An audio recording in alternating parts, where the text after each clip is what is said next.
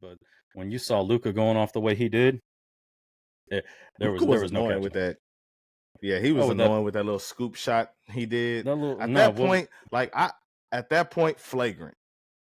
Like at that flagrant? Nah, point, get out I'm of. bringing I somebody mean, off the bench, clothesline his oh, ass. you Like you're talking about not doing flagrant that shit foul? on me. No, what was getting irritating Yeah, with me was them flagrant. biting on that damn freaking shot fake he kept doing all night long. That thing is so slow and frustrating, and they all were falling It's for not it. slow. Well, I It's mean, not. It looks slow on TV. Yeah, on it looks TV, slow on TV. it looks It slow. looks slow on Yeah, but TV. yeah, let's But go, man. Shit, anyways, yeah, how y'all yeah. doing? It's your boy KStegs. I'm here with my man RedNationBlogga. This is No Narratives Podcast. Yo, B, No narratives. how you been, man? It's been a hot minute. How you been? Yeah, man, I'm excited. I was talking to you earlier. We was obviously talking about getting the next episode in order. You know, things happened. Last night wasn't the best time to record, so today we said we're gonna do it today. Yep. Some of the stories, some of the things we talk about may be a little dated, but 2 days tops. You know what I'm saying? So that's it. I mean, some of the stuff that we are going to talk about, it really isn't dated due to the fact that, I mean, they were just talking about it on ESPN. I mean, one of the things we was talking about, and that happened a few days ago. So it's like, it's still in the media. Something happened today too. Oh well, yeah, so something definitely happened today. We definitely talking about that. We definitely. We definitely talking about that hotness. I mean, we definitely talking about that right there. We definitely talking about this. Yeah. I mean, let's talk about it, man. So how do you feel with the trade? Because you called me and I was like, why the fuck is he calling me at this time of day? And then I was like, even though I knew why you would probably be calling me, I still was confused. Me too. But let's talk about it. You did not put two and two together when I was calling you. Puzzled. I was puzzled. You were confuddled because you not only did not answer the call, you ignored my call and then called me back and like, yo, why were you calling me? Bro, do you not see I was doing, bro. I'm gonna tell you what happened. So at my job, I deliver. So we park at one specific place always. The first day I was there, they said, this is where you park. I parked there. That's when you called me. Guy comes around the corner. I thought he was a cop. It was a fire marshal. Never seen a fire marshal in person, in uniform in person. Never seen one. So he was like, hey, man, I'm going to have to give you a ticket because you're not supposed to park here because it's a fire lane. I'm like, hey, man, this is where they told me to park. He like, yeah, but we've been getting complaints, so I just want to give you a warning so you can move your truck. I was like, okay, bet. And then that's when I called you back. So that's what happened. I got you. And, of course, I called you with breaking news regarding them Houston Texans. They traded for Stefon Diggs. I mean, there's there's no getting around that. Like and you know what? A lot of people are saying they fleeced the Buffalo Bills. Gave up a 2025 second round pick, and that's all we gave up. Ended up with Stefon Diggs. We ended up getting, I believe it was a 6th round pick this year. I think that's Minnesota's second round pick too. It was Minnesota's second round pick, and we ended up getting a 6th round pick this year, and I believe a 5th round pick next year, if I'm not mistaken. So yes, it might be flipped, but you might be right. Yeah, it's a 5th and a 6th round. I don't know exactly which year it was, but it's a 5th and 6th round for sure. So, it doesn't matter. It's a 5th and a 6th. Yeah. So I mean, we are gonna eat most of his contract, which is 4 years, $75 million. I believe they are gonna have to pay $30 million of it though in dead cap space, if I'm not mistaken. If I was reading that correctly online this morning. But I mean, overall, it was still. It was a great deal for both teams, and some fans may disagree for Buffalo, but let's be honest, he wanted out. He wanted out of Buffalo. He wanted out of Buffalo last year. So, that's the worst kept secret in the NFL. It wasn't even a kept secret, bro. I mean, the writing was on the wall. He was posting stuff, cryptic stuff on X, Twitter, whatever the heck it's called. He was in the media, on the sidelines, flopping his hands up and down because he wasn't getting the rock. It's well known. So he wanted out. They didn't get him traded last offseason. They didn't get him traded before the trade deadline this year. So they finally moved him today. I love the deal. Sure, he's 30. Sure, he had a down year, but that doesn't mean he isn't washed up. That doesn't mean he ain't done. I think honestly, he had 107 receptions, 8 TDs. If that's washed, sign me up. They were saying he had a down year, definitely towards the end of the season. Here's the thing that I'm going to tell people that haven't thought about it yet. He is going to come in focused. He got out of Buffalo, which is what he wanted. He's now down in Texas, which is only 4 hours away from his brother, which means family is closer. He is now, and he's also on a contending team. This man is going to come in more focused than ever. And here's the kicker. He's not going to come in. He's not being expected to be brought in to be the number 1 receiver. You've already got that with Nico Collins. I'm so glad that you said that because Nico Collins doesn't have the Stefon Diggs name, a lot of people don't think that he's a wide receiver 1. When Noah Brown went down and there were games where Dalton Schultz didn't play and we know Tank Dell got hurt in the middle of the season, Nico Collins was the one consistent. He continuously got open. You can go to the Indianapolis game. You can go to the Cleveland game. I'm going to throw this at you. He was doing that shit when both Noah Brown and Tank Dell were healthy. I.e., go back to the Pittsburgh Steelers game. Roasted their defense. Annihilated their defense. He didn't have the overall stats in the Tampa Bay game, but he still, I think, walked away with 90 yards and a touchdown. I mean, I'm not sure, but hey, maybe. I mean, the way CJ did it. I know Noah Brown took a lot of the stats. Noah Brown took a lot, but I mean, we had talked about that. I think we talked about that a little bit at nauseum today as well when I called you, and it was Noah Brown had like a really great stretch of like 2 or 3 games. You know, I think it was like Tampa Bay. I think there was another game right after. Who did we play right after Tampa? I think it was. I don't remember, but I know the game. I think it was New Orleans and Tampa. I think the Bengals. The Bengals was game. Noah That's Brown's right. He had a really good game against the Bengals, and it was Tampa Bay and Bengals had really good games, and then he just went away. He got hurt. Like that's why I think, like, anytime a player is playing at a certain level and then they drop off, I automatically assume injury because it's like, well, he was dealing with a hamstring injury for the better half of the second half of the year, so I give him that. But I mean, the one consistent bright spot, even when Tank Dell was there before his injury, Nico Collins was being consistent, and then after Tank's injury, he was still being consistent. He was leaned on a little bit more. So Nico Collins is your number 1, and I don't care what anybody says, but it doesn't matter who your number 1 is. It doesn't matter who your number 2 is. The thing is, CJ Stroud, whoever's open, CJ Stroud's going to get them the ball. And that's the most important thing that I want to focus on, bro. So many times people focus on like wide receiver 1, wide receiver 2. Bro, who's open? CJ Stroud last year didn't have the best wide receiver core. They said he got drafted to the worst possible situation. And now Nico Collins, Robert Woods, Noah Brown, Tank Dell, all of these guys are now quote unquote household names within Houston, right? So within Houston. Now that you got Stefon Diggs, if you were a Texan fan, you knew. And if you were a Texan fan, you knew Nico Collins. You knew the potential was there. You just needed him to break out. You needed him to stay healthy. That's all that was. But now he's somewhat of a household name across the entire, I won't say across the entire nation, but if you're a real football fan, you know something about Nico Collins. But the thing is, and you also know about Tank Dell being a 3rd-round pick coming out of Houston and exploding onto the scene that he did. Thing is, though, I want to go back to it. And this is what Stefon Diggs is going to have to buy into. Everyone's going to get the rock. It's not just you anymore. The ball is going to get passed around. I think it was more. I don't mean to cut you off, but I think it was more in Buffalo than just him not getting the rock. Because he was the wide receiver 1 there. They had no running game virtually.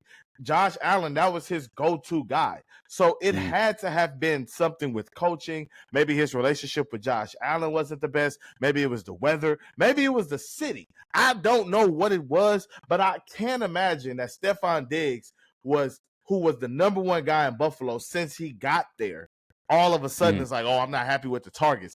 I think he had 107 receptions last year. So if you got 107 receptions, how many targets do you have? I can how many targets do you have? You know what I mean? So, like, while you fact check it, I just want to say, like, here in Houston, I just think that he's not going to be on that type of time. At least in year 1, he's not going to be on that type of time. Well, I just think that with this team, all I was saying, he's happy.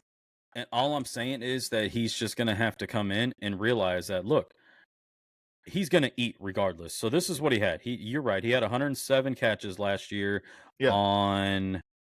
It doesn't say And like targets right 1,400 here. yards, right? Like 1,400 yards? Nah, he had 1,183. 1,200? So he just had 1,200 Okay. yards, 8 Okay. touchdowns. He had a couple of rushing attempts, which is nice to see. He's But not getting still, that in Houston. he ain't gonna get that in Houston. But I mean, Yeah. Tank Dell getting that. yeah, Tank's getting that. And Joe Mixon. Well, I would like to see Tank Dell not get those and him stay away from inside blocking and schemes. Don't block. And don't block. No, Yeah, I'm don't okay block. with him blocking. Keep his ass But as on far the out to outside. the sideline as On the possible. outside. Yeah, Block the coach. Don't have him block the coach. Don't have him doing any inside blocking schemes. Keep him as far to the sideline. I think they learned as their lesson. possible. I hate. I want you to finish, but I don't like how they got blamed for that. Football is fluke injuries anytime. Yeah, we saw a guy in the Super Bowl. We saw a guy in the Super Bowl get hurt running on the field. Nobody touched him. He just was hyped. Nobody touched him. And he ran on the field and he got hurt. Popped his Achilles. It looked like. So no, that's I don't like to blame guys for that. Yeah. So yeah, but go ahead. I'm sorry. It happens. So all I'm saying is you've got playmakers galore around CJ Stroud.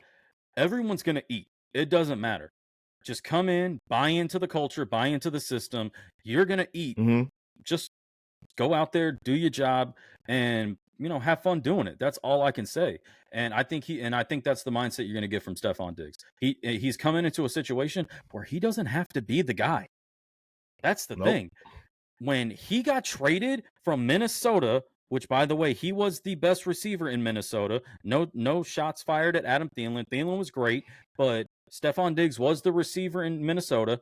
But when he got traded from Minnesota to Buffalo, he was traded to be the guy. Yeah, absolutely. Him getting traded to Houston, he's not being brought in to be that guy. He's being brought in to create that three-headed monster at wide receiver. That's what he's bringing. And also, he's not at that point in his career anymore. He's been the number one guy before. He's gotten to the AFC Championship game. Like, he knows what it takes. So now, it's kind of like, to a lesser extent, it's not a mirror example, but it is an example. It's kind of like Carmelo Anthony. When he went to OKC, he wasn't ready to come off the bench. By the time he came to Houston, he was like, Carmelo all right. went to OKC? Carmelo went to OKC. He got traded from the Knicks to Oklahoma City. He was only there for a season. Carmelo wasn't ready to come off the bench when he got traded from New York to Oklahoma City. But once he came from Oklahoma City to Houston, he was more open to the idea of coming off the bench because of what had transpired that last season. And then by the time he got to Portland and LA, it was like, hey, I'm just a rotation player. If I get a DNP at this point, I just got to accept it. And I'm not saying Stefon Diggs is going to get a DNP. That's stupid. He's only 30. I don't consider 30 this death age in the NFL like everybody else does. But here's the thing that he's got to take this into consideration. He's coming into a situation where the two young guys, keyword young guys, are 23, 24, 22, 23. Like, they're young bucks. He's being brought in. And they're looking up to him, I imagine. Yeah, they're going to look up to him. I mean, here's the thing. And this is what I was getting ready to bring up to this is what I was getting ready to bring to your attention was, sorry, so I was getting a phone call. This is what I was bringing to your attention. Lost your train of thought? And yeah, lost my train of thought like I'm up.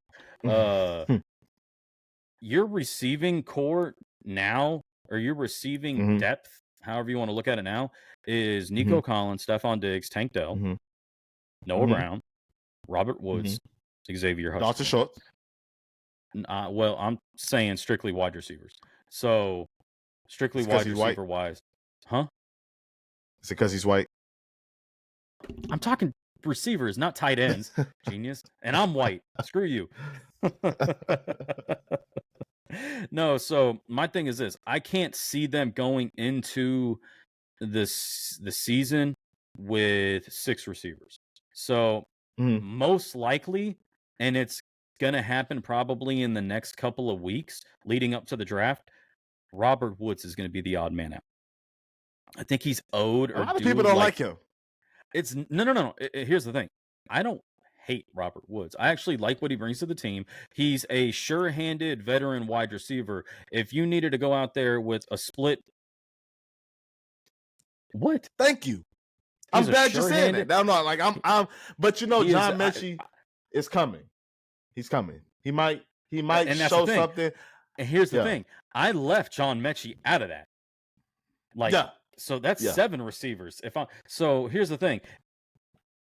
You're either going to, and the reason why it's going to be an interesting situation that they're in, one of them has to go. You're not going to bring 7 receivers in. I'm glad you brought up John Mechie because I 100% forgot.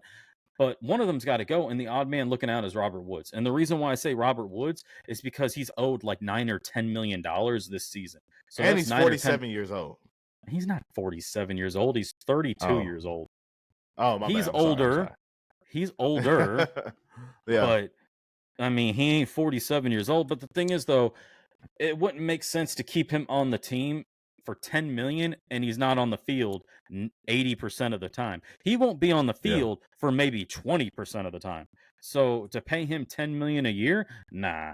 I'm surprised he got that contract, to be honest. That's crazy. But the thing is, though, the reason why he got that contract is because of the situation that everybody was talking about last year. The Houston Texans don't have anybody.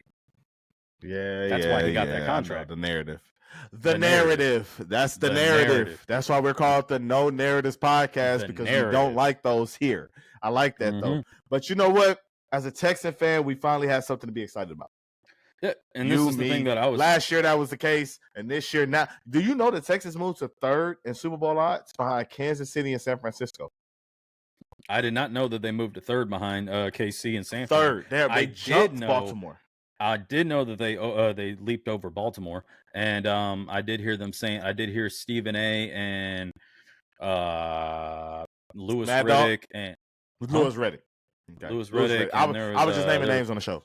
Yeah, there was a couple other people. I do know that they were saying that they now see them leapfrogging Baltimore. I watched the Pat McAfee show. Pat McAfee is hilarious. He was crying because he was just like, why couldn't the Colts give up a 2nd-round pick and get Stefon? Yeah, he tweeted. He was like, "This is such bullshit." I was like, "Oh wow, such bullshit." Funny. I was laughing my ass off. Yeah, and another thing that had me cracking up was Stefon Diggs' brother, Trayvon Diggs, over in Dallas. He's like, said they got 3 number ones. He's like 3 number ones. He's like, this is some bullshit. Yeah. No, that's funny. It's and you know they play the Cowboys today. I mean, they play the Cowboys this coming up season. I'm not sure. I think they do too. They are going to put the Thanksgiving game Texans Cowboys. Oh, that's going to make Thanksgiving stressful. That's going to make Thanksgiving stressful, man. Oh, that's going to be Thanksgiving all kinds of stressful. But here's the thing: can you imagine the national media that's going to get? I love it. I love it.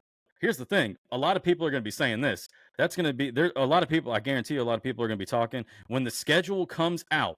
And if that really is the case, everyone is going to be like, that could be a Super Bowl preview. I said it. We'll see how they look. Look, I'm going to say this right now, right here, because I'm going to clip this and probably bring it back in November if things go to hell. I don't want to overreact to names on paper in the month 100%. Of April. 100%. I want them to get through training camp healthy. I want them to get through the preseason healthy. It's not even healthy-wise. Oh, you and I talked about this ad nauseum today. Hey, Gibbs, it's okay, Bubba. I know I probably muted the TV and you're hearing all kinds of nonsense behind. This is the thing that you and I talked about. And it goes back to the super teams that have been built in the NBA. It's players, getting traded to MLB teams. It's players going to the NFL or going to certain NFL teams and creating a super team. It looks amazing on paper. Y'all need to go out there and play the game. Yes. You can look amazing on paper, but it don't mean nothing until you go out there and play. So, yeah, facts. I mean, you and I talked about that earlier. You even said they're going to be an amazing Madden team to play with, but how are they going to play together on the field? So, yeah, I mean, that's just the thing. But I love the deal. The one thing that you and I talked about a little bit earlier was the fact that, the one thing that I will say, as I lost my train of thought because you texted me. The one thing that I will say is it's happy time to be a Texan fan.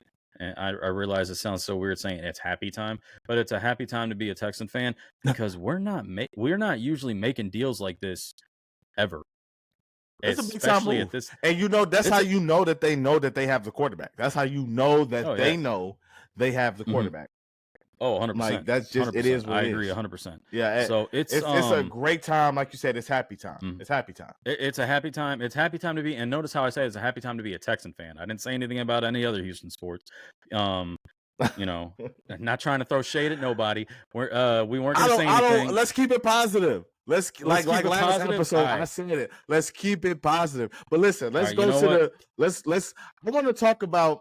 I know we're like I said, You we're a want to talk couple about days removed. basketball, just not the basketball that y'all thought we was going to talk about.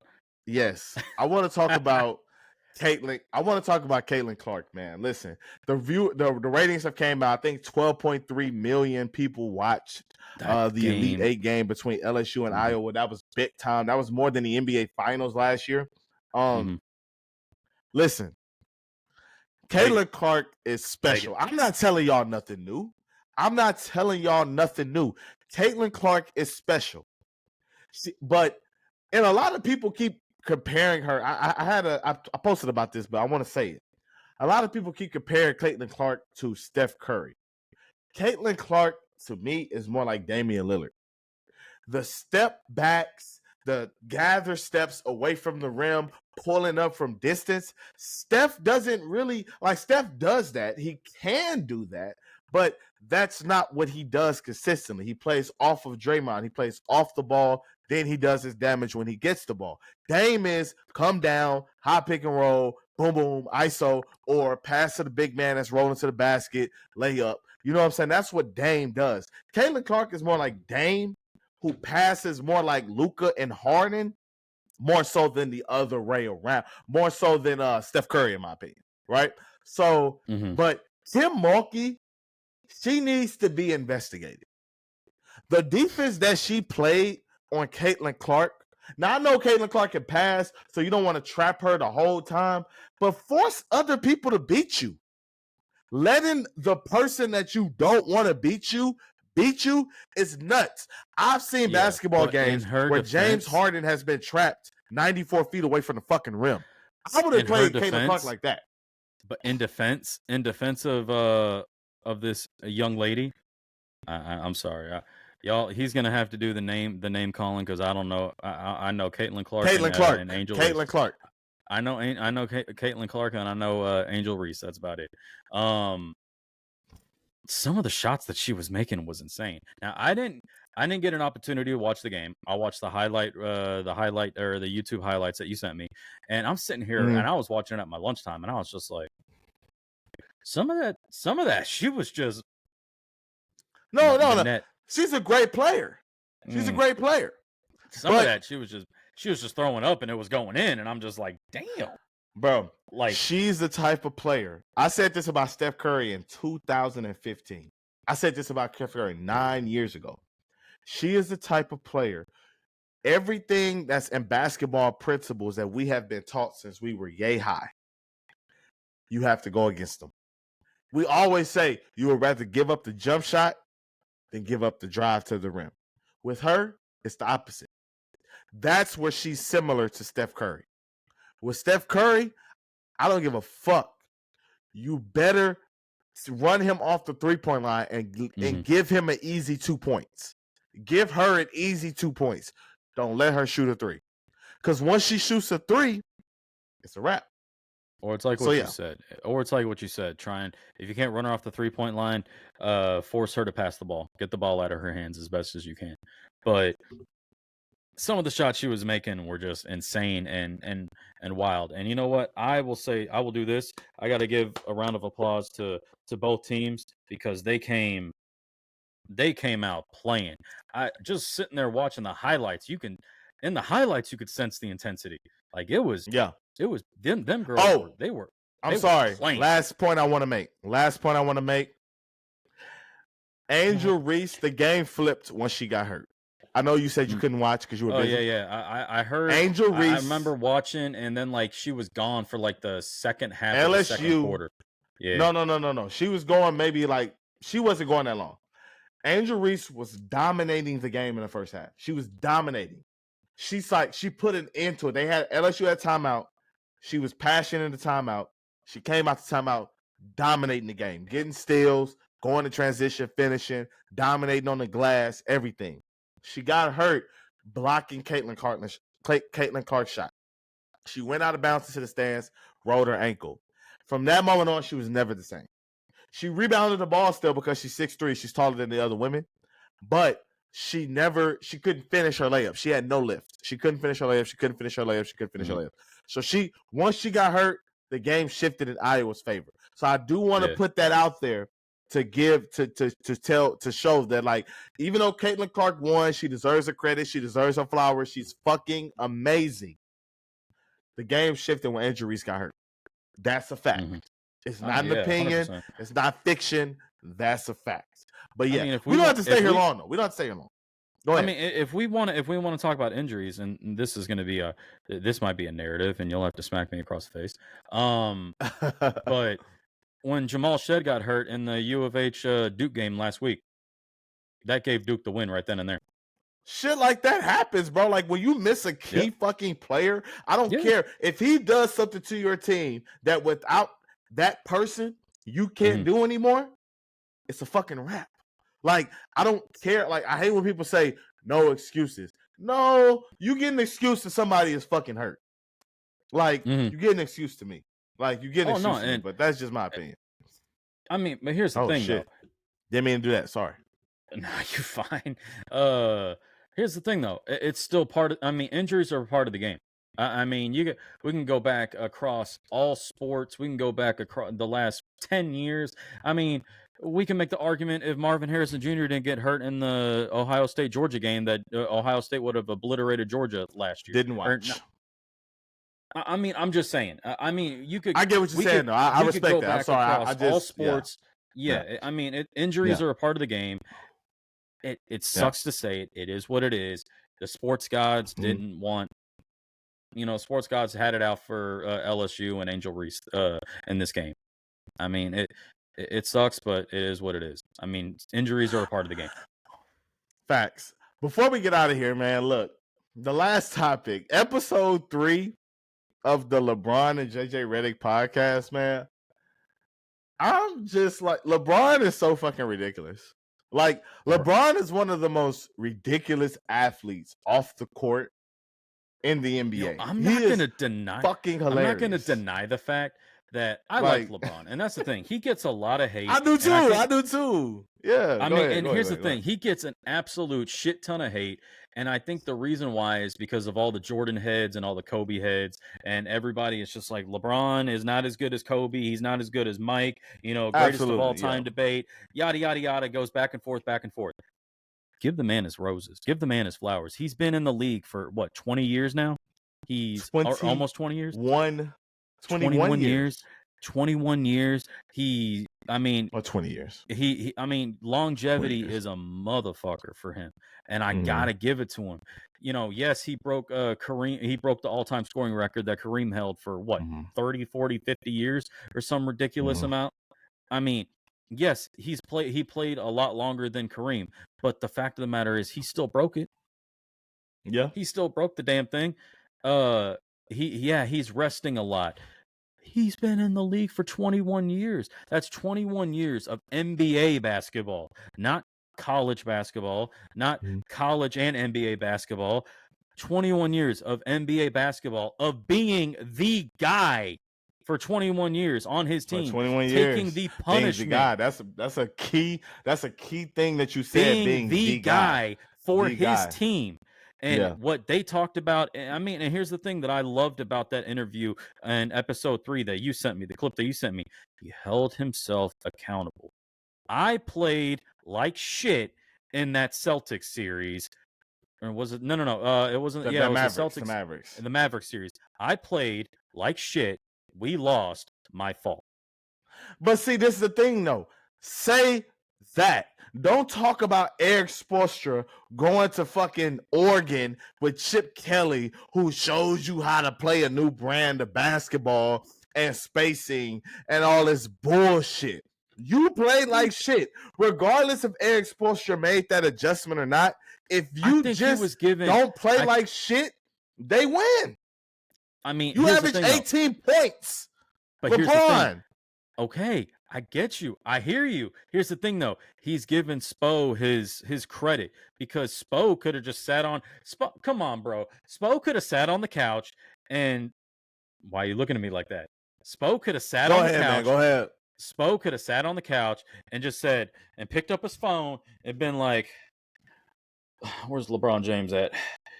You sorry sack of shit. Why you average 18 points a game? Do better. And then called it a day. He went to go see how he can get better at being a coach. He could have been doing exactly what you're doing right now.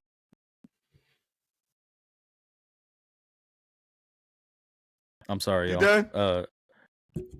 I'm sorry. Are you done?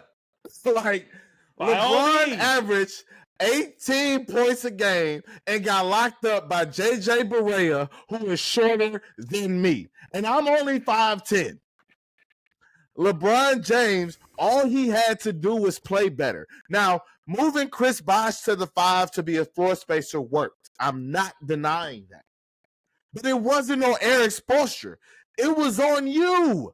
You didn't play well. In the fourth quarter, I think LeBron averaged like 4 points a game that whole series. It had nothing to do with Chris Bosh, bro. I've seen you play with players worse than Chris Bosh and perform better. I've seen you play with players worse than Dwayne Wade and play better. You're telling me you had Wade and Bosh and you averaged like 6 points per game or 4 points per game in the fourth quarter of that 6-game series versus the Mavericks? You're telling me that 18 that you average, like, it had nothing to do with anything Eric Spoelstra had. LeBron James, the best. Some people call him the GOAT. At worst, to me, he's top 3. At worst, top 3. You got locked up by JJ Barea. It has nothing to do with Eric Spoelstra. Don't get beat by JJ Barea, who is 4'2". That's it. That's all he had to do. Don't be disrespectful to JJ Barea. He ain't I'm not. He's a great player, but no, like, you're not LeBron. He's not LeBron. You calling him an inch taller than a garden gnome, bro? Calm down. God damn. I'm just saying, no. I'm just saying, man. I'm just saying, like, come on, bro. That's terrible. Come on. I mean, I get what you're saying. I do get what you're saying, but I still stick with what I was saying. He's giving Spoelstra his flowers. How did they make it to the finals? Without Eric Spoelstra talking to Chip Kelly and going to talk to Chip Kelly and going to Oregon, how did they make it to the finals? They beat a 60-win Bulls team because LeBron played like LeBron. Mm-hmm. All of a sudden in the finals, he forgets that his name is fucking LeBron James. He forgets that he's 6'8". He forgets that he's 240 with a 40-inch vertical. All of a sudden in the finals, he forgets that. Like, come on, man. I don't know. You don't know. But, hey, go ahead. I'm sorry, man. No. I didn't mean to hijack the conversation. I was just trying to. I'm passionate about it. I'm passionate. How are you hijacking the conversation when you're the one that brought up the conversation to begin with? It's your conversation to hijack. True. I mean, true. I'm just being honest. It's your conversation to hijack. I'm not. I mean, I'm clipping this. I'm clipping this. By the way, we are clipping this conversation. We are clipping this shit. With your passionate ass, I have no problem with that. Oh shit. I'm not disagreeing with what you're saying because in retrospect you are correct. He's LeBron James, and this isn't LeBron now. This is LeBron in his prime. LeBron. This is I mean, in that moment in time, they want to talk about how. Thank you. I think they even talked about 26. It in that documentary. So what? He was 26 years old. They want to talk about he came out the next year and he played a different way. Thing is, though, after game 1 and game 2, getting your ass kicked, you should have been a different man then. I agree with what you're saying. I'm just saying that he's giving Spoelstra his credit for not sitting on his ass. That's fine to say. That's cute to say. LeBron James, you are a nice person. That is not the truth, brother. We are called the No Narratives Podcast. That is a narrative to say that Eric Spoelstra went to Oregon. See, now, if they lost in the first round, I can understand what he's saying. If they lost in the second round, I can understand what he's saying. You went to the finals. All of a sudden, you forgot how to hoop. That's what happened. It had nothing to do with Eric Spoelstra. You forgot that you were LeBron James. It's like the movie Space Jam when they took Charles Barkley's talent and they took Muggsy Bogues' talent and Sean Brady's talent and Larry Johnson's talent. That's what they did to LeBron. Somebody went into his body and took his fucking talent for that series. That's what happened. Ain't nobody went into his body and took his talent. Somebody went in there and took his fucking mind. That's what I'm saying. Like, something happened, bro. And look, it's so bad. People thought he sabotaged the finals just so Dwayne Wade couldn't win MVP. That's how bad he played. He played so bad that people think LeBron continued to play poorly just so that Dwayne Wade wouldn't win finals MVP. Like, that has nothing to do with Eric Spoelstra, bro. That has nothing to do with Eric Spoelstra. That's all I'm saying. I got nothing to say. I mean, hey, listen, great episode, man. Great fucking episode. You brought that shit today, bro. I fuck with you. You brought that shit today. This was a great episode. Listen, everybody that's watching this shit, we coming for the top spot. We coming for the top spot. Me and my boy KSteg, we coming for the top spot. And once we get there, I don't think we plan on relinquishing that shit. So, No Narratives Podcast is here. Please like and subscribe. Check out our other content. And we're going to keep pushing this shit forward, man. I'm out. We out. We out.